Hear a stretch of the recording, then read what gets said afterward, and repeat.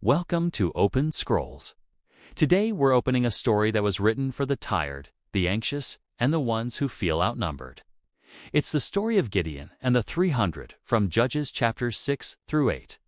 A story where God takes a man hiding in fear and turns him into proof that victory does not belong to the strongest army, the loudest voice, or the biggest numbers. Stay with me to the end, because this isn't only an ancient battle. It's a message for your battles. It's about what happens when the enemy keeps stealing the fruit of your work and you start wondering if anything you plant will ever feed your family again. If stories like this strengthen your faith, subscribe, comment, and share so more people can find hope. Now take a breath and let's open the scroll. Israel had done evil in the sight of the Lord, and the consequences were heavy. For 7 years, the Midianites rose like a storm. They invaded the land, destroyed crops, and stripped villages bare. They came with tents and camels, countless as locusts, and left nothing behind. No sheep, no ox, no donkey, no grain. Israel became poor, not only in possessions, but in confidence. Families fled to caves and mountain strongholds, living like refugees in their own promised land. They planted with fear and harvested with grief, because as soon as the seed became food, the enemy took it away. Finally, when pride ran out and strength collapsed, the people cried out to the Lord. And God answered, but not with instant thunder. First, he sent a prophet with a hard reminder. He said, "I brought you up from Egypt. I delivered you from oppression. I gave you this land, but you did not obey my voice." God was reaching deeper than the crisis. Before deliverance, he often reveals the root. Israel wanted relief, and God first brought truth. And when truth breaks through, the road for rescue opens. In a small place called Afra, under the shade of a tree, Gideon was working. Not training for war, not sharpening a sword. He was threshing wheat in a winepress, a place meant for grapes, not grain. He was doing it there to hide from Midian. He was protecting a few handfuls of food like it was treasure, because in those days it was. That's where God chose to begin a revolution. The angel of the Lord appeared and spoke words that sounded impossible in that moment. "The Lord is with you, you mighty man of valor." Gideon looked around as if those words belonged to someone else. Then he spoke the question that lives inside many hearts. If the Lord is with us, why has all this happened? Where are the miracles our fathers told us about? Why does it feel like God has forsaken us? Gideon didn't pretend. He didn't polish his pain into religious speech. And God did not turn away. God called him, "Go in the strength you have. I am sending you. You will save Israel." Gideon answered with what he could see. "My clan is the weakest in Manasseh. I am the least in my father's house. I'm not the one. I'm not enough." But God was not looking for a perfect resume. He was looking for a willing heart. And the Lord replied with the promise that changes everything. "I will be with you." Still trembling, Gideon asked for a sign. Not from pride, but from fear. He asked the angel to wait while he brought an offering. He prepared meat, unleavened bread, and broth. The angel told him to place it on a rock and pour the broth over it. Then the angel touched it with his staff, and fire rose out of the rock and consumed the offering. In that instant, Gideon understood. This was not a visitor. This was God reaching into the life of a man who felt invisible. Gideon feared he would die because he had seen the angel of the Lord. But God spoke peace to him. "Do not fear. You shall not die." Gideon built an altar and called it "The Lord is Peace," because before God uses you in public, he often heals you in private. That same night, God gave Gideon his next assignment, and it was harder than fighting Midian.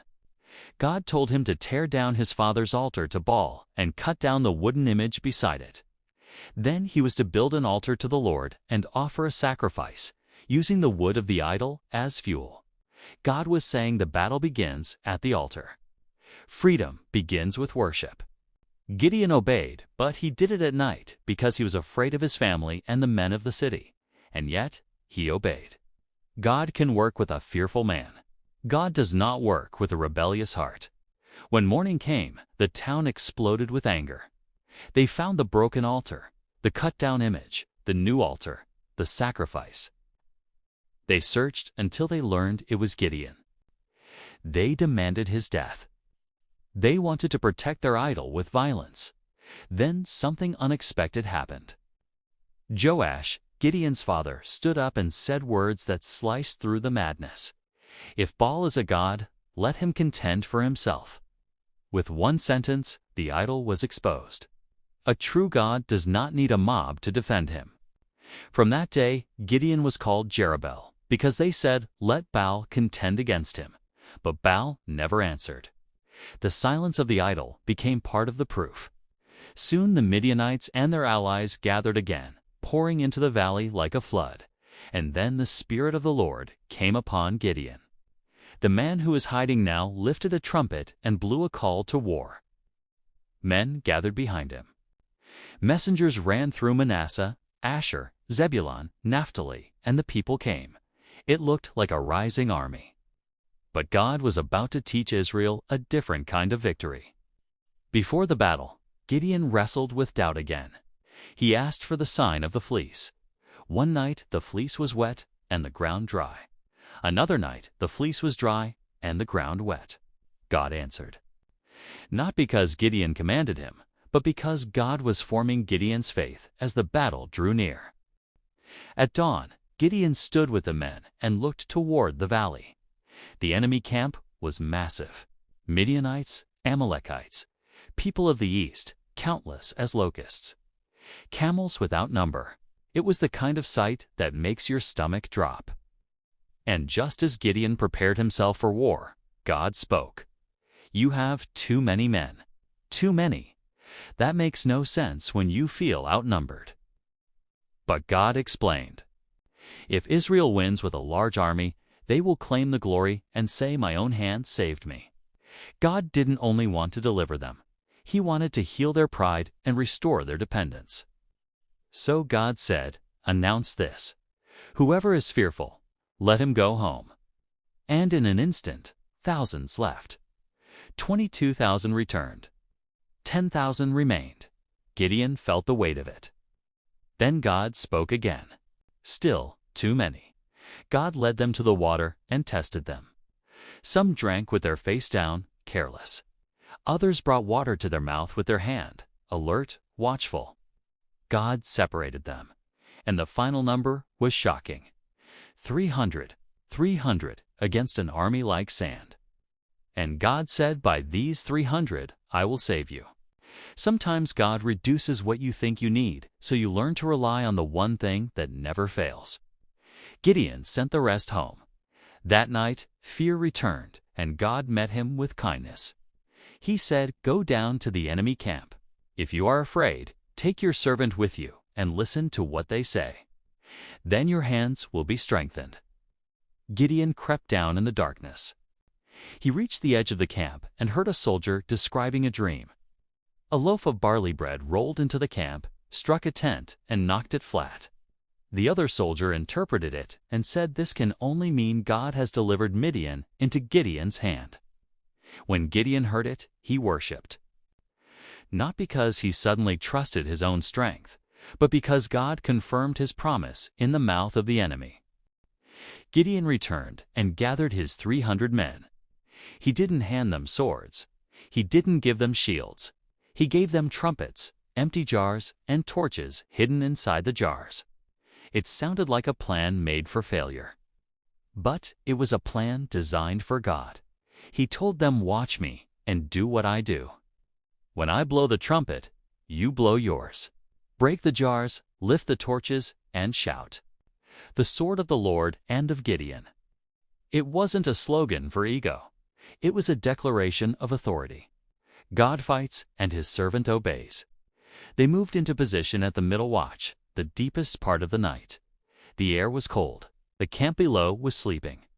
Then suddenly the trumpets blasted. The jars shattered. Torches flared all around the valley like fire blooming in the darkness. The shout rose like thunder. The sound echoed.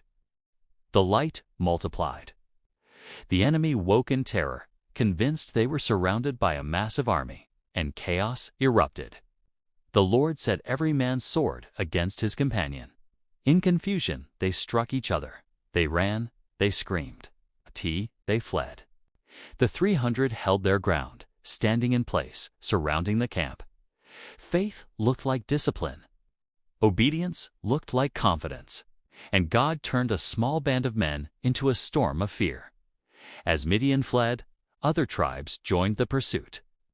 Leaders were captured. Victory spread. But the story didn't end with one dramatic night, because after the battle, tensions rose inside Israel. Ephraim complained that they weren't called sooner. Gideon answered with humility and honored their contribution, and their anger cooled. That is leadership too. A man led by God doesn't fight to protect his ego. He fights to protect unity.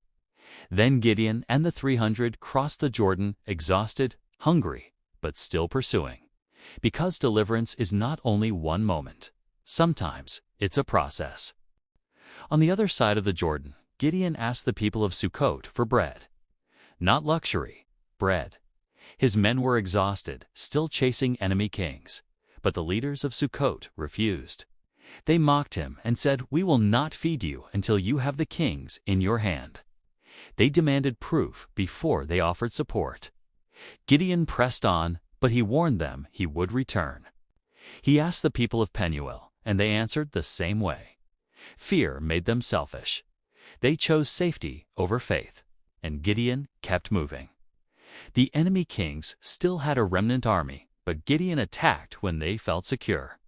He struck with surprise, pursued the kings, captured them, and routed the camp. The oppression that had crushed Israel for 7 years was breaking at the root.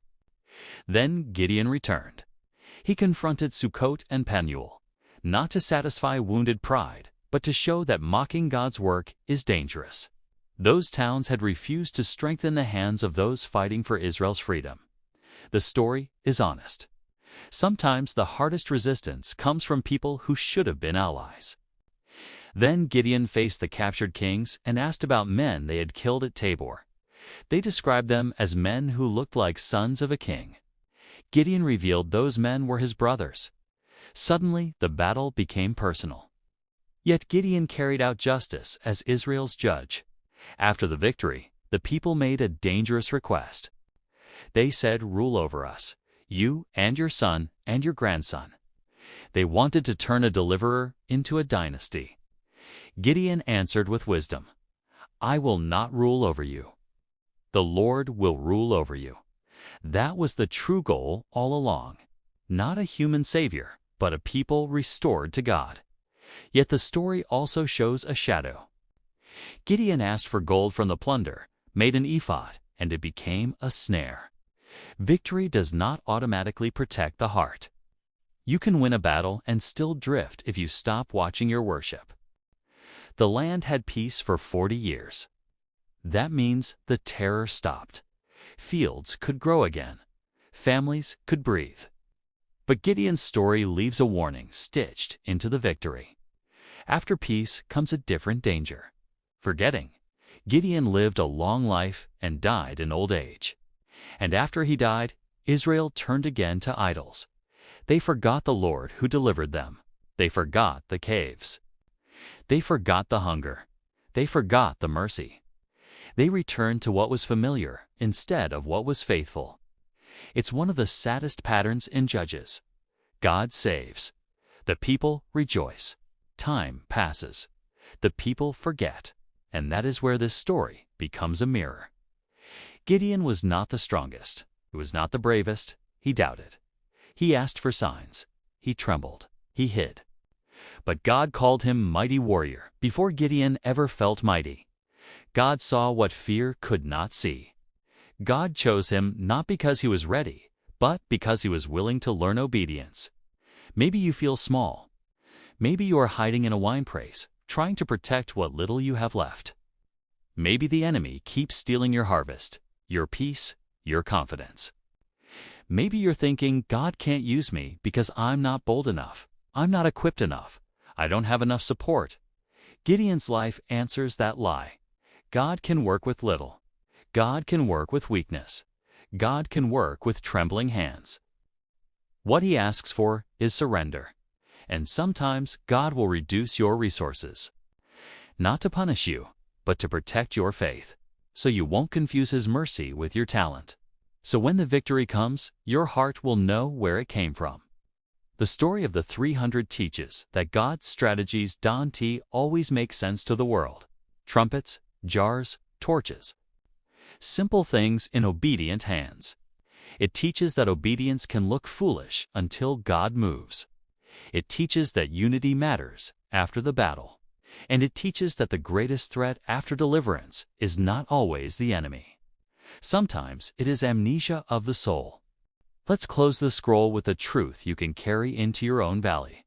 God does not need your excess. He wants your yes. God is not waiting for you to feel strong before He calls you. He calls you and then He forms you. He calls you in the place you're hiding. He calls you in the doubt you're embarrassed to admit. He calls you when you feel like the least. And He says, I will be with you. When God reduced the army to 300, He wasn't humiliating Gideon. He was protecting the testimony. He was saying, Israel will not say, my hand saved me. Israel will say, the Lord saved me. And if you are facing a battle today, you can anchor your heart in that same truth. Not by your strength, not by your numbers, not by your sword, but by God. This story also asks you a hard question. What altars still stand in your life? What competes for the loyalty that belongs to God? Because before Gideon fought Midian in the valley, he had to tear down Baal in his backyard. Before he confronted the enemy outside, he had to cut down the idol inside. That is where freedom begins. And if your faith feels fragile, remember the fleece. God did not mock Gideon's fear. He guided him. He confirmed him. But He also led him to a moment where signs were no longer the point. Obedience was.